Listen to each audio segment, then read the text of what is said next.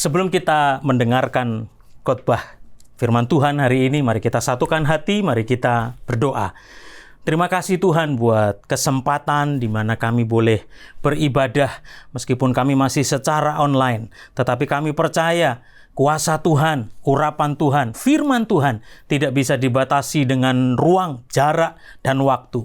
Nah, hamba-Mu berdoa Tuhan pakai hamba-Mu yang tidak ada apa-apanya ini. Engkau yang menjadi penunggu atas mulut lidah bibirku, sehingga setiap perkataan yang keluar adalah perkataan firman yang membangun, menginspirasi, memotivasi, memberikan pencerahan, pewahyuan yang baru mengenai kebenaran firman-Mu ya Tuhan. Terima kasih Bapa, biar aku semakin berkurang, Tuhan yang semakin bertambah. Nama Tuhan yang disembah, ditinggikan, dimuliakan melalui setiap pelayanan ini. Hamba-Mu berdoa buat setiap jemaat Tuhan dimanapun mereka berada. Kiranya jauhkan segala gangguan, setiap hal yang mengganggu konsentrasi untuk mendengarkan firman Tuhan ini. Kiranya Tuhan hadirat-Mu menjangkau dimanapun mereka berada, di kamar-kamar, di ruang tamu, di rumah-rumah. Kuasa yang sama mengalir atas setiap jemaat Tuhan.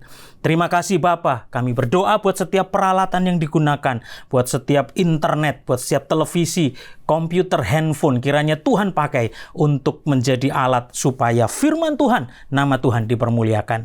Terima kasih Tuhan, dalam nama Yesus kami siap diberkati melalui kebenaran firman-Mu. Haleluya. Sama-sama kita katakan amin. Shalom Bapak Ibu Saudara. Jemaat GBI Widuri di Sentral Restoran Petojo. Lama sekali rasanya saya tidak khotbah di tempat ini, dan meskipun hari ini kita masih online, tapi saya percaya tidak mengurangi sedikit pun kuasa dan hadirat Tuhan. Dimanapun Anda berada, kalau kita melekat dengan Tuhan, saya percaya hadirat Tuhan sanggup menjamah Bapak Ibu Saudara. Haleluya. Terima kasih buat Pastor Suhana yang sudah memberikan kesempatan mengundang saya kembali, juga para pengerja, para penatua. Hari ini kita akan belajar bersama-sama sesuai tuntunan visi Gembala Senior. Tahun ini adalah tahun paradigma yang baru. Saya tahu, saya mengerti kita semua sedang menghadapi badai yang sama. Tetapi kita nggak boleh lupa, kapal kita berbeda. Ada yang pakai rakit, ada yang pakai kapal pesiar, ada yang pakai perahu yang agak gede. Sehingga setiap perjuangan kita masing-masing berbeda. Tidak waktunya, tidak bijak ketika kita menghakimi satu dengan yang lain. Tapi biarlah melalui kebenaran firman Tuhan ini, apapun badai di hadapan kita, kalau hati kita melekat dengan Tuhan, saya percaya Tuhan akan sanggup membawa kita naik dan bukan turun, menjadi kepala dan bukan ekor. Badai pasti berlalu. Dan hari ini saya akan berkhotbah, dan saya kasih judul khotbah saya, Forever Young, I want to be forever young. Forever Young, bicara tentang Caleb, saudara. Caleb is a man favored by God. Caleb adalah orang yang diperkenan Tuhan. Kita buka sama-sama ayatnya. Sudah bisa buka Alkitab saudara di dalam Yosua 14 ayat 1 sampai dengan yang ke-15 saudara. Pada saat itu saya berikan gambaran buat Bapak Ibu Saudara bahwa latar belakang dari kisah ini adalah ketika Yosua membagi tanah Israel, ketika mereka sudah merebut tanah Kanaan. Karena nama saya Yosua, sehingga saya mengkhotbahkan teman saya. Kayaknya nggak elok kayak ngotbahin Yosua, yang khotbah Yosua juga gitu ya. Jadi saya bicara tentang Caleb, seorang sahabat, seorang teman dekat dari Yosua yang memimpin bangsa Israel meneruskan kepemimpinan Musa. Yosua 14 ayat yang pertama sampai dengan 15. Tetapi fokus kita kepada mulai dari perikop ayat yang ke-6, di mana Caleb mendapatkan tanah Hebron. Saya percaya kita semua kepingin menjadi pribadi seperti Yosua dan Caleb. Ada 2 juta orang Israel yang keluar dari tanah Mesir menuju ke tanah Kanaan. Tapi dengar baik, hanya orang-orang pilihan yang sanggup sampai ke tanah perjanjian Tuhan. Dan salah duanya yang memimpin adalah Yosua dan Caleb. Apa latar belakang dari kisah ini? Kita baca sama-sama saudara, ayat yang ke-6. Bani Yehuda datang menghadap Yosua di Gilgal. Pada waktu itu berkatalah Kaleb bin Yefune, orang Kenas itu kepadanya, "Engkau tahu firman yang diucapkan Tuhan kepada Musa, abdi Allah itu, tentang aku dan tentang engkau di Kades Barnea. Aku berumur 40 tahun ketika aku disuruh Musa hamba Tuhan itu dari Kades Barnea untuk mengintai negeri ini. Dan aku pulang membawa kabar kepadanya yang sejujur-jujurnya." Stop dulu di situ, saudara. Saya akan menyampaikan khotbah eksposisi di mana satu perikop, satu pasal ini kita akan coba bedah, kita coba akan bongkar.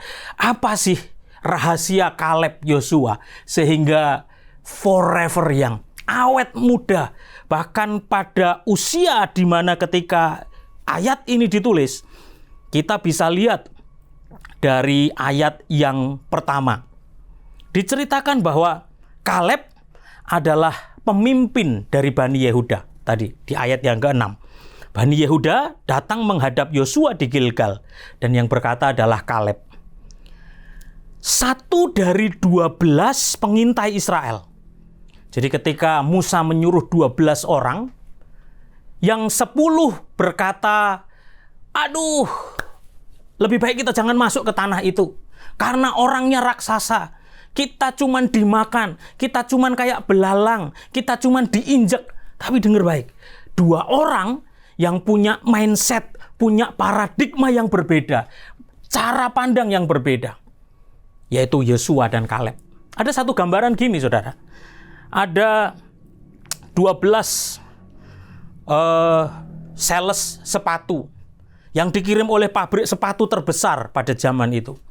Karena pabrik sepatu itu melihat satu pulau yang rata-rata penduduknya belum pakai sepatu, masih terbelakang sekali. Kemudian disuruhlah 12 sales sepatu itu. Diberi waktu untuk mengobservasi, mencari data sebanyak mungkin tentang pulau itu. Dan akhirnya dipanggil kembali, semua dipanggil satu-satu dan memberikan presentasi report mengenai apa yang mereka lihat. 10 di antara sales sepatu itu berkata sama, "Aduh, bos, lebih baik jangan buka pabrik sepatu." Yang lain bilang, "Pak, boro-boro buka pabrik, lebih baik jangan buka toko sepatu." "Aduh, boro-boro jualan sepatu, pasti nggak laku." Kenapa? Karena orang-orang di sana tidak ada yang pakai sepatu. Cekeran semua. Semuanya masih ciak K. Nggak pakai sandal, nggak pakai sepatu. Tetapi ada 2 sales yang datang kepada bosnya ketika terakhir ditanyain, "Apa pendapatmu?" Dan 2 orang ini berkata begini, "Bos, ini waktunya kita bikin pabrik, kalau perlu kita bikin toko dulu, sepatu di pulau itu." "Kenapa kamu bilang begitu? Padahal temenmu ngomong jangan buka di sana." Karena ini kesempatan. Market share-nya belum dimakan orang lain.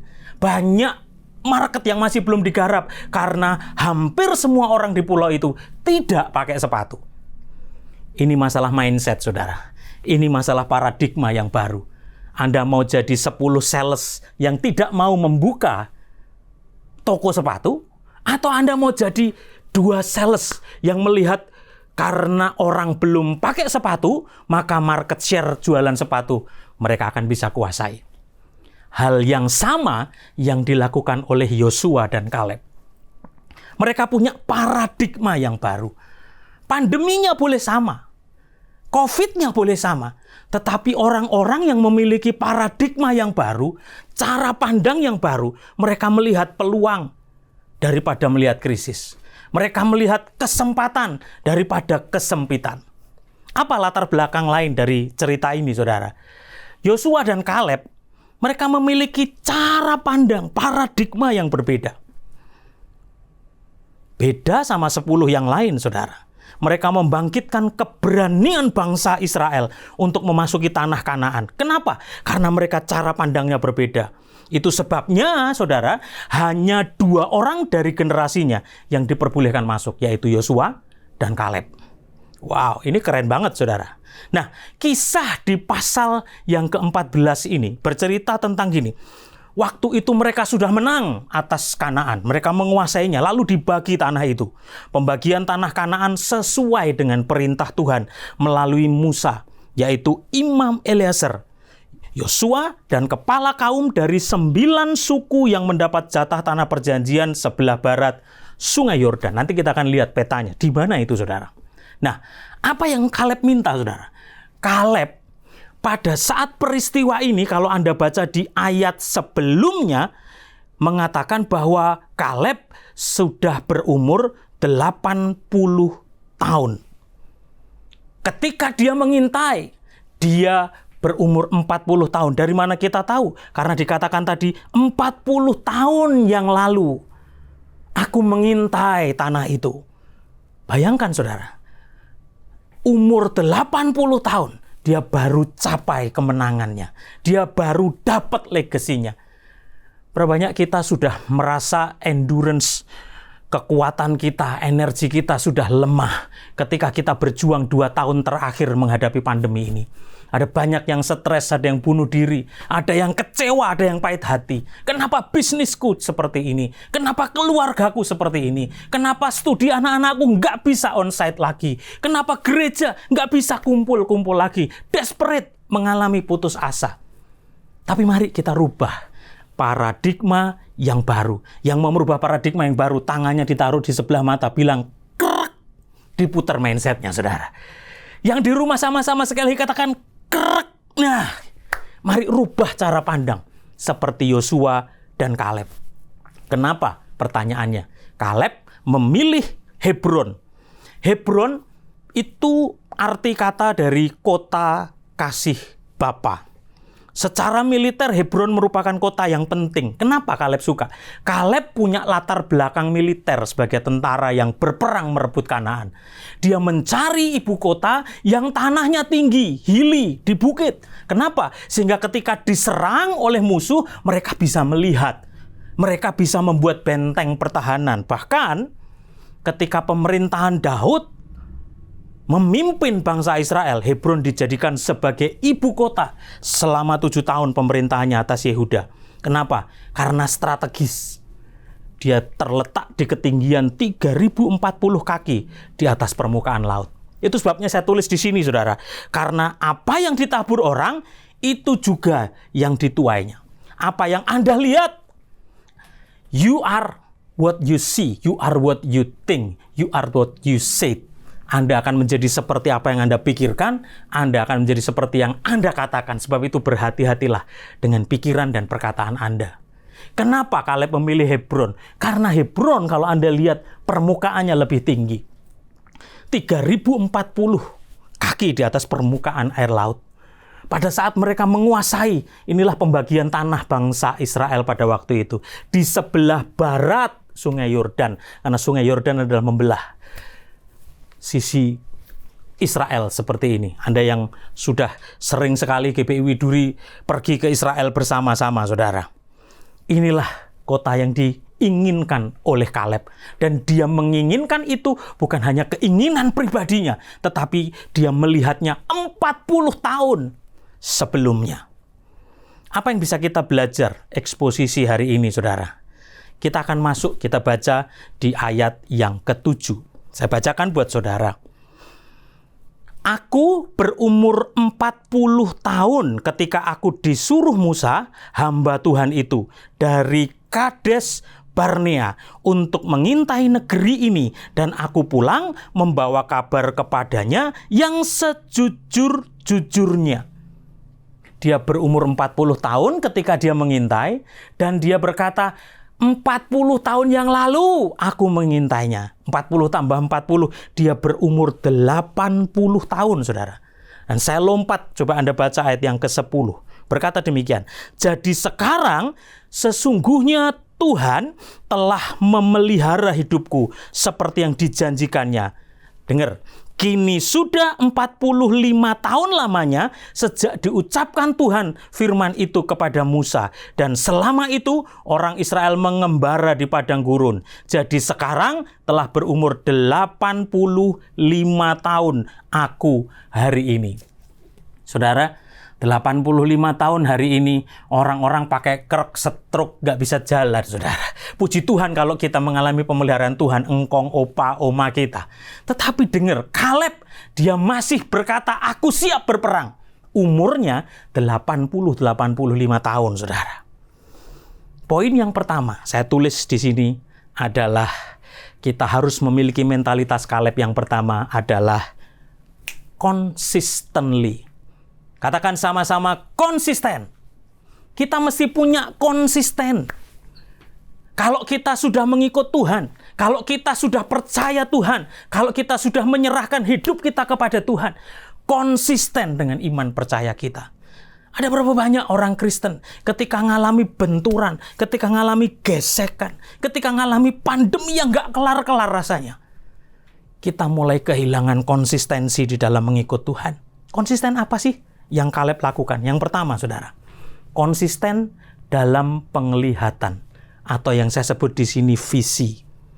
Dia melihat, dia punya visi. Umatku binasa karena tidak punya visi, karena tidak punya pengajaran yang benar akan firman Tuhan. Kalau kita tidak melihat visi ke depan, seringkali tanpa visi kita memiliki kelemahan dan kita akan undur dari Tuhan. Kaleb menyampaikan apa adanya kepada Musa mengenai apa yang dia lihat saat disuruh mengintai tanah Kanaan, karena waktu itu Musa masih hidup. Sekalipun cara pandangnya berbeda. 45 tahun yang lalu dia punya pandangan terhadap Hebron. 85 umurnya, dia masih punya cara pandang yang sama. Yang pertama, konsisten dalam penglihatan. Yang kedua, Kaleb konsisten dalam menjaga sikap hatinya. Sekalipun telah berumur 45 tahun, ketika Tuhan berjanji, Tuhan sendiri yang berjanji kepada Kaleb melalui Musa. Dan bayangkan saudara, 45 tahun dia belum terima janji itu. Kini dia berumur 85 tahun, tapi Kaleb tetap pegang teguh janjinya. Janji Tuhan itu dipegangnya dengan sikap hati yang benar. Bahkan dia berkata gini, aku siap maju berperang demi untuk menggenapinya, sekalipun sudah lanjut usianya. Wow. Poin yang pertama, konsisten. Konsisten terhadap penglihatan visinya, konsisten terhadap sikap hatinya, dan yang ketiga, dia konsisten di dalam penundukan dirinya. Apa maksudnya, saudara? Kaleb tetap memiliki submission, penundukan diri, bukan hanya kepada Musa. Pada waktu itu, dia dan Yosua sama-sama. Mereka langsung report bertanggung jawab kepada Musa. Tetapi ketika Musa menunjuk Yosua sebagai pemimpin yang meneruskannya, bahkan sekalipun mungkin Kaleb mandi bareng, tidur bareng, makan bareng, bercanda bareng, berperang bareng sama Yosua. Tetapi lihat, dia tetap konsisten memiliki penundukan diri kepada Yosua sebagai pengganti Musa. Berbanyak seringkali kita ketika pemimpin berganti, ketika keadaan berganti, ketika tekanan mengubah kita mulai kehilangan konsistensi dalam hidup. Hal yang pertama kita bisa belajar dari Kaleb adalah konsisten. Katakan sama-sama konsisten. Dan karena konsistennya, ayat 13 berkata gini, lalu Yosua memberkati Kaleb bin Yefune dan diberikannya Hebron kepadanya menjadi milik pusakanya. Bapak, Ibu, Saudara, ada janji Tuhan yang luar biasa. Janji kesembuhan, janji berkat, janji pemulihan keluarga, janji perusahaanmu, tokomu, warungmu yang akan diberkati Tuhan. Janji naik dan bukan turun. Janji menjadi kepala dan bukan ekor. Sekalipun masalah berat hari-hari ini kita hadapi, berapa banyak kita mau tetap konsisten? Poin yang pertama, saya tulis di sini, consistently. Kalau Anda mau menjadi pribadi seperti Kaleb yang forever young, sekalipun umurnya 85 tahun, age is just a number. Umur itu cuma angka, saudara. Tetapi Kaleb menunjukkan 85 itu cuma angka. Tapi spiritnya, semangatnya tetap berjiwa muda. Dan saya mau seperti Kaleb, saudara. Tetap awet muda, tetap semangat, tetap menginspirasi. Poin yang pertama konsisten. Poin yang kedua, saya tulis di sini di ayat yang ke-9, saudara. Ayat yang ke-9 berkata, pada waktu itu Musa bersumpah, katanya, sesungguhnya tanah yang diinjak oleh kakimu itu akan menjadi milik pusakamu dan anak-anakmu sampai selama-lamanya. Sebab engkau tetap mengikuti Tuhan Allahku dengan sepenuh hati. Wow. Keren banget, saudara. Kata sepenuh hati itu di dalam bahasa Inggris King James Version ditulis wholeheartedly. Saya search, saya hitung, saya cari. Sampai ditulis Alkitab mencatat 6 kali bahwa Kaleb mengikuti Tuhan dengan sepenuh hati.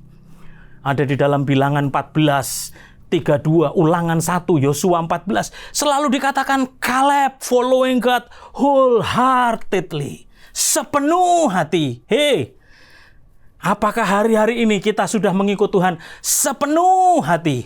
Atau setengah hati? Atau seperapat hati, saudara? Ini menjadi sebuah pertanyaan buat kita. Tuhan sendiri yang memberikan pujian dan janji. Bukan hanya untuk Kaleb secara pribadi, tetapi bahkan juga untuk seluruh keturunannya. Karena tanah yang diberikan, itu adalah tanah yang diberikan untuk Kaleb dan seluruh keturunan. Anak cucunya. Mereka mendapatkan Hebron, tanah yang terbaik. Di tempat yang dijanjikan Tuhan. Poin yang pertama untuk kita bisa all out sama Tuhan adalah ikut Tuhan sepenuh hati. Kaleb all out, sepenuh hati, segenap jiwa. Nggak cuman rohnya, jiwanya, tapi bahkan badannya dia siap berperang, saudara. Dan yang luar biasa, dia keep the promise of God. Dia tetap pegang janji Tuhan. Dia tetap kunci janji Tuhan itu dia pegang. Dan dia hidupi. Dia tahu ke arah mana dia harus berjalan. Nggak cuman dia menghidupi janji Tuhan di dalam apa yang dia terima, tetapi dia juga keep the faith in God. Dia tetap meletakkan imannya kepada Tuhan. Nggak gampang, saudara. 45 tahun, my friend. 45 tahun. Kita baru 2 tahun pandemi, itu kayaknya sudah, aduh, kapan ya kita bisa kayak dulu? Aduh, kapan ya kita bisa keluar negeri, pulang nggak karantina? Aduh, kapannya bisa ke gereja, nggak perlu online-online kayak begini. Ya nggak, saudara? Tapi Kaleb, 45 tahun, dia keep the faith in God. Not only keep the faith, tetapi dia keep obey. Dia tetap taat, saudara. Dia tetap faithful to God. Dia tetap setia kepada Tuhan. Dan firman Tuhan berkata gini, Kaleb mendapatkan Hebron, sebuah negeri yang belum dikuasai Yosua sebelumnya. Dikatakan Yosua belum menguasai tempat itu. Akhirnya menjadi milik pusaka Kaleb dan keturunannya. Tetapi dengar, segala sesuatu itu bukan tanpa usaha. Masih ingat, saudara? Poin yang pertama sebelumnya, consistently. Poin yang kedua, untuk kita menjadi seorang forever yang seperti Kaleb adalah all out. Katakan dari rumah-rumah, all out. Dan poin yang ketiga saya tulis di sini adalah, ini penting, saudara, leadership. Katakan leadership, kepemimpinan Kaleb yang luar biasa. Ayat yang ke-6 berkata demikian. Bani Yehuda datang menghadap Yosua di Gilgal. Pada waktu itu berkatalah Kaleb bin Yefune orang Kenas itu kepadanya, engkau tahu firman yang diucapkan Tuhan kepada Musa, abdi Allah itu, tentang aku dan tentang engkau di Kades Barnea. Wow. Saudara, kalau saya selidiki, saudara, saya gali, saya coba bongkar kulik ayat ini dan sejarah keturunan Kaleb, saudara. Nenek moyang Kaleb. Sebetulnya gini, dikatakan Kaleb anak Yefune orang Kenas. Kata orang Kenas itu muncul di dalam Keluaran 14 ayat yang ke-6. Di mana sesungguhnya akar dari keturunannya itu adalah dari Edom. Edom itu anaknya Esau. Anda bisa baca nanti di Kejadian 36 ayat 1. Lalu Edom anak Esau itu memperanakkan Elifas, lalu baru memperanakkan Kenas. Jadi poin saya yang saya mau ngomong gini, Kaleb itu bukan menjadi pemimpin karena dasar keturunan. Kalau orang Yahudi itu kan keturunan Yakub, lalu misalnya turun Yusuf, lalu anaknya Yusuf menjadi dapat tanah karena keturunannya Yusuf. Atau seterusnya, keturunannya Ruben. Enggak. Tetapi Kaleb, dia menjadi pemimpin besar bangsa Israel bersama Yosua. Bukan karena keturunan. Bukan karena garis warisan papa mama. Karena dia keturunan dari Edomis atau keturunan dari Esau. Kaleb menjadi pemimpin.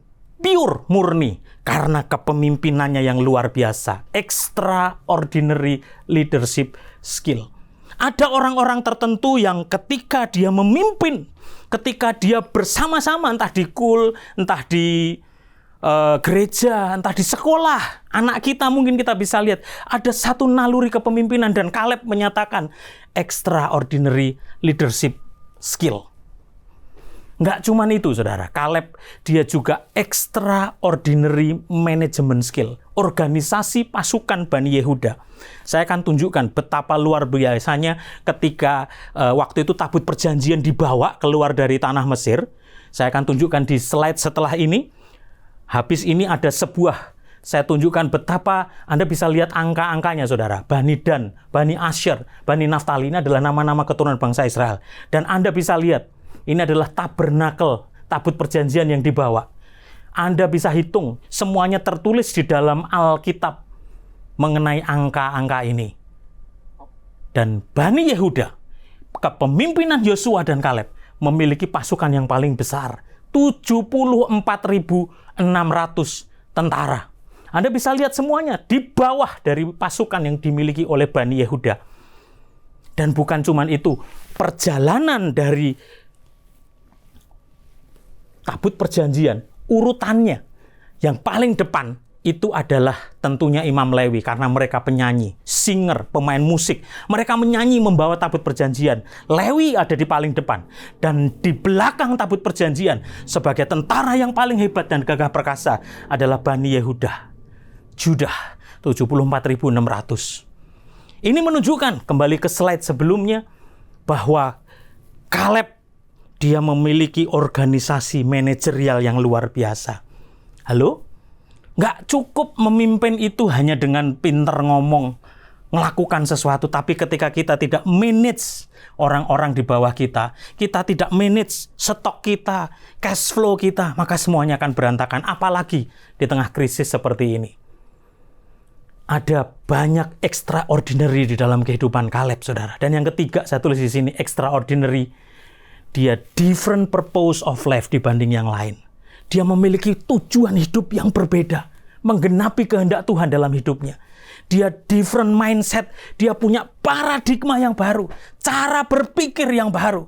Hari-hari ini yang terus disampaikan, memiliki paradigma yang baru. Itu sebabnya saya sampaikan khotbah ini supaya jemaat GPIW Duri dengar baik, miliki paradigma yang baru di tahun paradigma yang baru ini. Dan yang terakhir, dia different relationship in loving God, in loving people. Karena ketika dia mengejar warisan itu, dia bukan hanya sekedar egois minta jatah warisan, tetapi dia melakukan dengan usaha berperang yang luar biasa. Leadership is an action, not a position. Itu bedanya bos sama pemimpin. Bos itu cuman perintah, komando, instruksi, suruh-suruh. Tetapi leadership, dia memberikan keteladanan. Is an action, bertindak, ikut berperang. Bukan ada di belakang layar, tetapi dia ada berdiri di depan. Poin yang pertama, konsisten. Poin yang kedua, all out. Poin yang ketiga, saya tulis di sini, memiliki leadership yang kuat. Bagaimana kita memiliki paradigma yang baru seperti Kaleb? Poin yang keempat, saya tulis di sini. Kita buka ayatnya di ayat yang ke-11, saudara. Energetik. Selalu energik. Katakan sama-sama, energik. Kalau Anda yang kenal saya, mungkin dari dulu saya WL yang paling pecicilan, saudara ya. Sejak zaman di Gajah Mada dulu. Kalau mimpin di Widuri dulu ya, udah tempatnya sempit, jemaatnya penuh. Kalau saya selalu bilang, Pastor Suhana, jemaatmu ini memang sumbu pendek. Begitu nyanyi, bung, wuk, gitu. Langsung semangatnya luar biasa. Dan Anda bisa lihat, saya selalu berusaha menjaga roh saya tetap menyala-nyala untuk melayani Tuhan. Bahkan sampai hari ini, saya mau menjaga roh saya tetap menyala dan mengasihi Tuhan. Poin yang keempat, ayat yang ke-11 berkata, pada waktu ini aku masih sama kuat seperti pada waktu aku disuruh Musa. Berarti ketika umur 85, itu sama kuat ketika dia berumur 40. Seperti kekuatanku pada waktu itu, demikianlah kekuatanku sekarang untuk berperang dan untuk keluar masuk. Wow! Berapa banyak kita mau terus punya energetik, semangat terus. Jangan kasih kendor. Semangat, katakan sama-sama. Waktu masalah menerpa, waktu kita dibebani tekanan yang sepertinya kanan, kiri, muka, belakang, semuanya menghimpit kita. Dengar baik, ada pintu di atas yang terbuka dan Yesus sanggup tolong. Ketika kita mengangkat tangan, Tuhan akan turun tangan buat menolong Bapak Ibu Saudara. Bagaimana dia bisa energik, Saudara? Kaleb, dia selalu optimis, selalu berpikir positif. Sikap ini ditunjukkan di Bilangan 13 ayat 30. Kaleb bilang gini, kita akan maju dan menduduki negeri itu, sebab kita pasti akan mengalahkan mereka. Dan sampai di Yosua 14 dia tetap memiliki energi yang sama. Kata-katanya sama, siap maju untuk berperang. Wow, 45 tahun tidak mengubahkan semangatnya. Lalu yang kedua, dia memiliki roh yang berbeda dengan orang lain. Dengan tentara, dengan pengintai yang lain. Roh dalam bahasa aslinya ditulis dengan kata ruah. Katakan sama-sama ruah. Dan ternyata kata ruah itu adalah gini, different spirit. Mental ini dibangun oleh sikap optimis yang didasari oleh iman yang kokoh di dalam Tuhan. Saudara, dan yang ketiga, dia memiliki maintenance rohani di dalam hidupnya. Terus menjaga hidupnya dengan benar. Ayo, Bapak Ibu Saudara, miliki daya juang, miliki daya tahan di dalam setiap kehidupan kita. Wow, kita sudah sampai di poin yang keempat. Dan poin yang kelima, saya tulis di sini, adalah bravery. Bravery dalam bahasa Indonesia sama, berani. Kaleb tidak berubah keberaniannya. Sejak ketika dia muda, ketika dia berumur 40 tahun mengintai ke tanah Kanaan. Tetapi ketika dia umur 85 tahun, keberaniannya tidak surut sedikit pun. Ayat yang ke-12, Saudara. Kita baca sama-sama. Oleh sebab itu, berikanlah kepadaku pegunungan yang dijanjikan Tuhan pada waktu itu. Lihat, pegunungan yang dijanjikan Tuhan di umur 40. Sebab engkau sendiri mendengar pada waktu itu bahwa di sana ada orang Enak dengan kota-kota yang besar dan berkubu. Ayat yang ke-14 berkata, dan Kaleb menghalau dari sana ketiga orang Enak, yaitu Sesai, Ahiman, dan Talmai, anak-anak Enak. Apa sih artinya, Saudara? Kenapa saya harus tulis pasal 15 ayat yang ke-14 ini, Saudara? Orang Enak itu disebut Anakim, Saudara. Anakim itu dikenal sebagai orang-orang raksasa dan perkasa. Sehingga pengintai lain ketakutan. Seperti yang saya sampaikan tadi. 10 pengintai ketakutan. 40 tahun yang lalu di Kiryat Arba. Orang yang paling besar di antara orang Enak. Saudara, Kaleb memiliki keberanian. Yang pertama, dia berani mengalahkan ketakutan. Ketika orang lain takut, dia berani. Apakah dia nggak punya ketakutan? Nggak ada orang nggak punya ketakutan, Saudara. Ya nggak sih? Setiap kita punya ketakutan. Tetapi Kaleb dia bisa mengalahkan ketakutannya sendiri. Saya tahu kita punya ketakutan. Takut besok apa yang terjadi. Takut bagaimana masa depan anak-anak kita.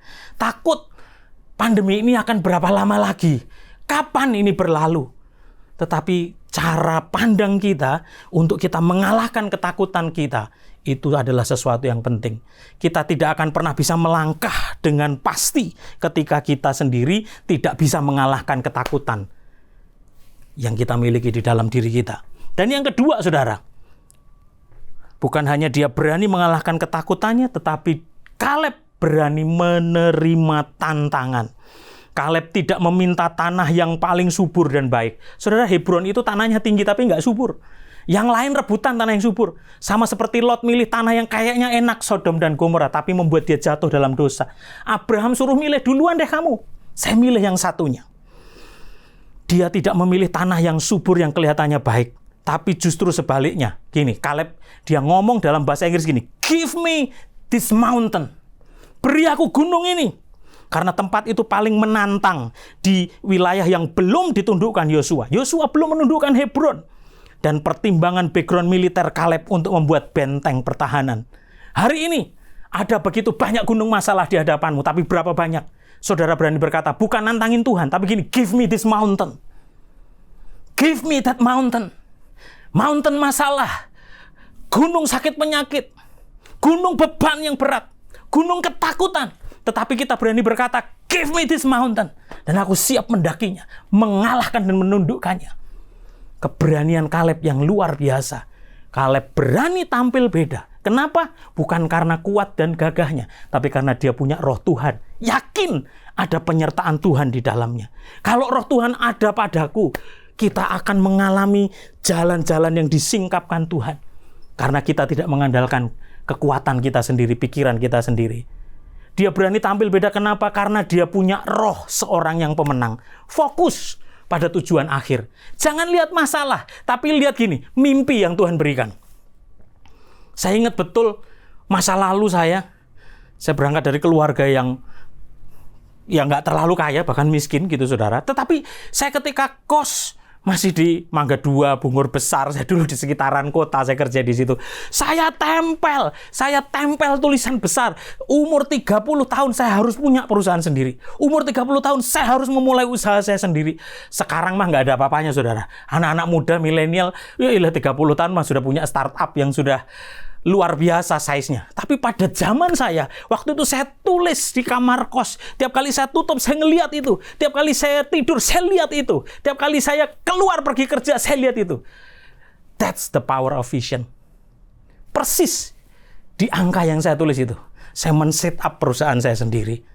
Saya mulai tekuni itu. Itulah kekuatan roh seorang pemenang. Harus ngelihat apa yang ada di depan.